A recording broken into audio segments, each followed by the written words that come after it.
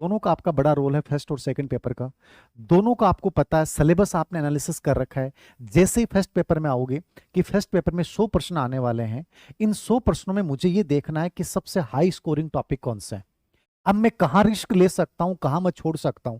मुझे पता है कि साइकोलॉजी के 20 प्रश्न आएंगे, और साइकोलॉजी के 20 प्रश्न ऐसे हैं जो सबसे कम समय में, और कुछ प्रश्न तो ऐसे अप्लाइड होंगे कि जो मैं बिना पढ़े भी कर सकता हूं। अब यहां आप रिस्क भी लोगे, पूरे भी करके आने हैं, और आपको फोकस भी करना है, क्योंकि यहां यदि आपने थोड़ा भी टाइम दिया ना, नुकसान नहीं होगा। करंट की 250 पेज की किताब पढ़ने के बाद भी गारंटी नहीं है, पॉलिटी 500 पेज की किताब पढ़ने के बाद भी गारंटी नहीं है सही होगा, लेकिन साइकोलॉजी के 20% आपके जरूर सही होंगे। तो एक चीज दिमाग में फीड करो कि मुझे उस पार्ट को जो हाई स्कोरिंग है और जो कम समय में तैयार किया जा सकता है, वहां मुझे पूरा ध्यान देना है। और इस पे भी मैंने जैसे क्रेश कोर्स में मैंने बताया कि इस पार्ट में से यहां से ऐसे प्रश्न आते हैं, इनको इस प्रकार देखो, यहां भाषा चेंज कर सकता है। तो थोड़ा सा खुद भी आप पुराने पेपर का एनालिसिस करोगे, समझ में आएगा कि मुझे क्या देखना है। ऐसे ही आप फर्स्ट पेपर में जैसे देखते हैं, ज्योग्राफी है, तो ज्योग्राफी राजस्थान की हो, चाहे वर्ल्ड की हो, चाहे इंडिया की हो, ये जो इसके 18 से 20 प्रश्न आपके आ रहे हैं, ये ऐसे प्रश्न हैं जो हर बच्चा कवर कर सकता है। क्योंकि यहां आप हार्ड से हार्ड पेपर देख लेना, यहां एग्जामिनर ने उलझाया नहीं है, एकदम सीधी चीजें पूछी हैं, फैक्चुअल चीजें पूछी हैं। तो इस पार्ट को आप छोड़ नहीं सकते। बाकी जगह प्रॉब्लम आ सकती है, बट यहां नहीं आएगी, तो मैं इस पार्ट को भी फोकस करूं। राजस्थान इतिहास कला संस्कृति में कितना भी पढ़ लेंगे, कितनी भी मोटी किताबें पढ़ लेंगे, गारंटी नहीं है कि इतिहास कला संस्कृति के 20% आपके सही होंगे, कोई जरूरी नहीं है।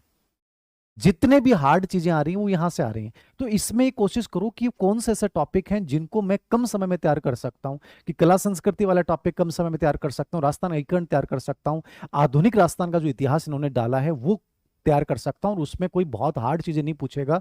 लेकिन जब राजस्थान के साम्राज्य पढ़ूंगा तो कितना भी पढ़ लूंगा तो भी गारंटी नहीं है।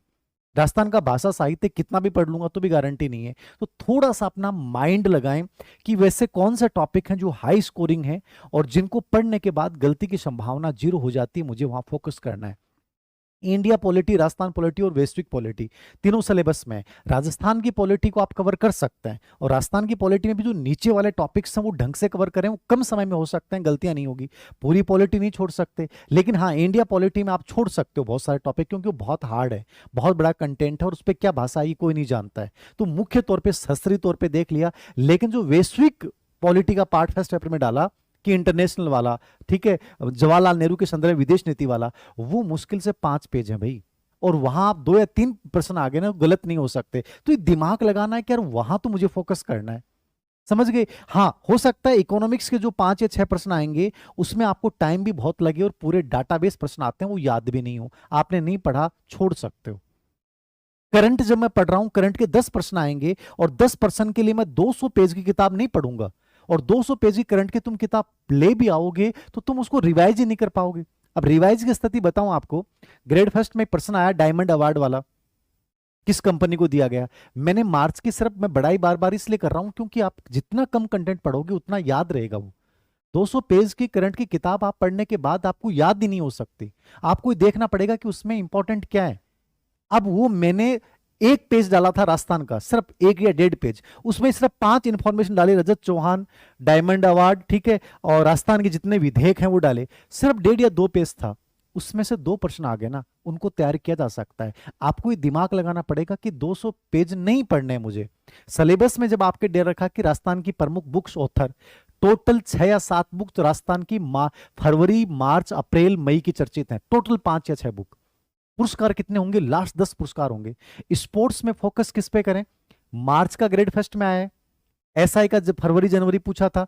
अब ये मान के चलिए कि ग्रेड सेकंड में करंट आएगा, वो लगभग फोकस कहां मान सकते हैं अपन, अप्रैल पे ज्यादा फोकस होगा। हो सकता है मई भी आ जाए, मार्च भी आ जाए, फरवरी भी आ जाए, लेकिन अप्रैल का राजस्थान का करंट बहुत गजब तरीके से तैयार किया।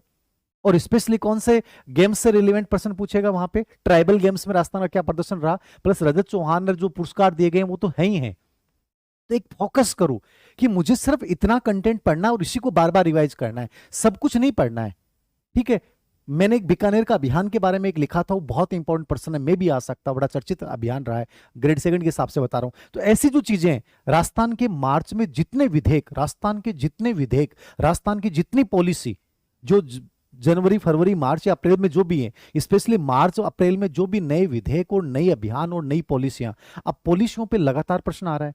इतना गजब तरीके से तैयार करके जाओ कि राजस्थान की मुश्किल से 8 पॉलिसी नहीं आई है, 7 या 8, वो 7 से 8 पॉलिसी और 5-6 विधेयक, इनकी बारीकी से तैयार कर लो, संक्षिप्त नोट्स बना लो, क्योंकि ग्रेड फर्स्ट में सबसे अधिक प्रश्न वहां से आए हैं, यही एसआई में हुआ है। तो एक दिमाग लगाए कि मुझे यार करंट में क्या क्या चीजें पढ़नी है, किस पे फोकस करना है। ऐसे नहीं कि हर कचरा पढ़ रहे हो, अरे पढ़ भी लोगे तो याद कैसे रहेगा मुझे बताओ। इसलिए वो बच्चे ज्यादा बेटर रहे जिन्होंने करंट की 250 पेज की किताब पढ़ी, और मैंने जो मार्च की अप्रैल की 15-15 पेज की लाइनें भेजी, वो उन बच्चों के 12% सही हो गए, 250 वालों के नहीं हुए। तो मेरा कहने का मतलब ये है कि थोड़ा सा चीजों को सीमित करो, रिवीजन बार बार करो, हाई स्कोरिंग टॉपिक कौन से उनका चयन करो। अब ये फर्स्ट पेपर में एक नॉर्मल स्ट्रेटेजी बता दी मैंने कि इन इन चीजों पे फोकस करो, ये मुझे बताने की जरूरत नहीं थी, आप खुद कर सकते थे, और आपको ये वीडियो देखने की जरूरत नहीं थी, आप खुद कर सकते थे, किसी से सुनने की जरूरत नहीं है।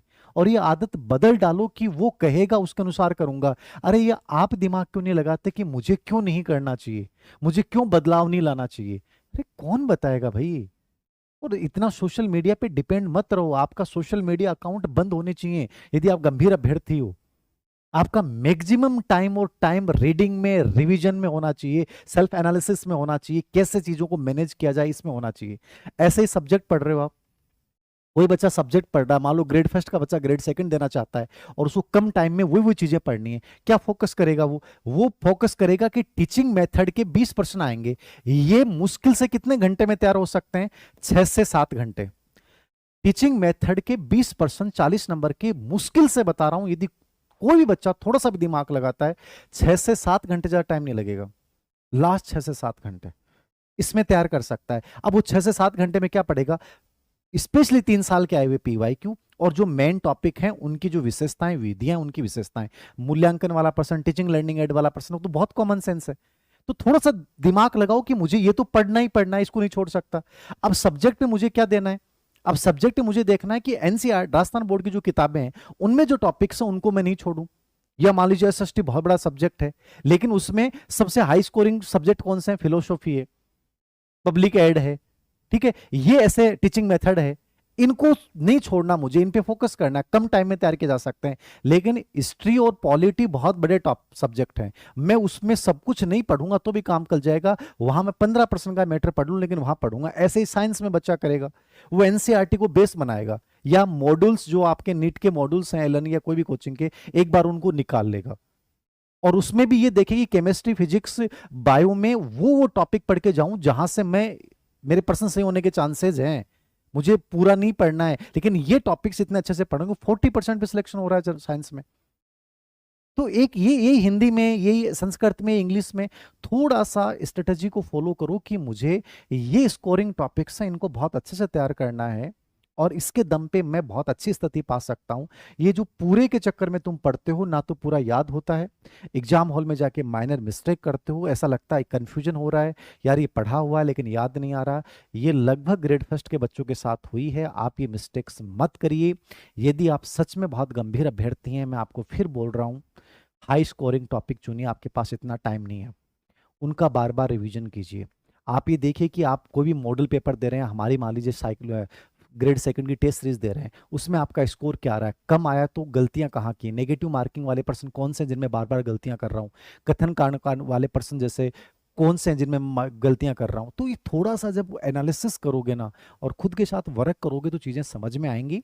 और बार बार बाहर मत देखिए, बाहर से कहीं सिलेक्शन नहीं होने वाला, सिलेक्शन यहीं से होने वाला है कि पूरी ऊर्जा, पूरा ब्लाइंड फोकस अपने ऊपर कीजिए, चीज़ों को कैसे समेट सकते हो, कितने शॉर्ट चीज़ें पढ़ सकते हो, कौन सी चीज़ें ऐसी हैं जो आपको आगे बढ़ा सकती हैं, उनको लेकर ज़्यादा एक्सरसाइज कीजिए, उन्हीं को बार बार रिपीट कीजिए और टेबल पे अनावश्यक कंटेंट हटा दीजिए।